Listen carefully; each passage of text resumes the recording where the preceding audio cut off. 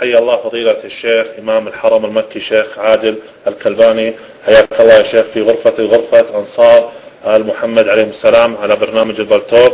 شرفتنا يا شيخ وشرفنا حضورك، ومرحبا بك وأهلا وسهلا فيك شيخنا عادل. بارك الله فيك وفي جهودك وجزاك الله خير الجزاء وأحسن الله إليك. أنت الآن في غرفة أنصار آل محمد عليهم السلام، يستمع لك الآن قرابة 2006 أشخاص، ومعنا الآن 7 غرف تنقل هذا الحدث يا فضيلة الشيخ. غرفة الحوار الإسلامي المسيحي للأخ وسام، غرفة مصر البيت بيتك، غرفة مصر والشيعة، غرفة النادي الأهلي الرياضي، غرفة كذلك السرداب، غرفة كلورز وهي غرفة كان صاحبها صاحب أغاني وتاب إلى الله عز وجل. ما شاء الله تبارك الله من الغرف تنقل معنا، يعني الآن عدد المستمعين يتجاوز ممكن 2500 2600. فجزاك الله خير يا شيخ، وهذا يعني كلها محبة في الخير ومحبة الاستماع إلى فضيلتك يا شيخ. تفضل شيخنا إن شاء الله الآن تبدأ على بركة الله فضيلة الشيخ عادل الكلباني في غرفة أنصار آل محمد. السلام عليكم ورحمة الله وبركاته. تفضل شيخنا لك المايك. استغفر الله. كده واضح؟ ها؟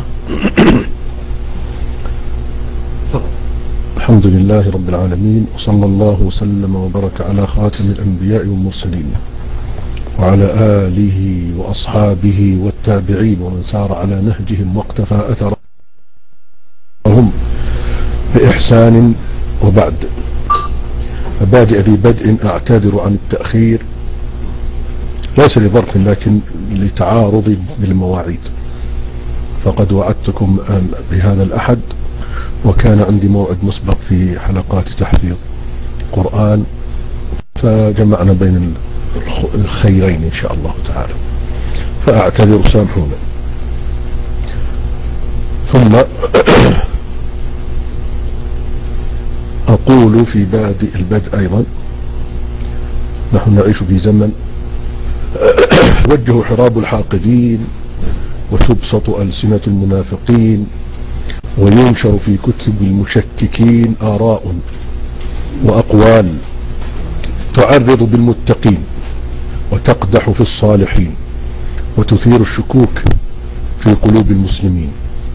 يراد منها والله أعلم أن يوهنوا ثقتهم ويقطعوا صلتهم بهذا الدين ليلفظوه ويزهدوا فيه فيتركوه، فتقام الحلقات وتدار الحوارات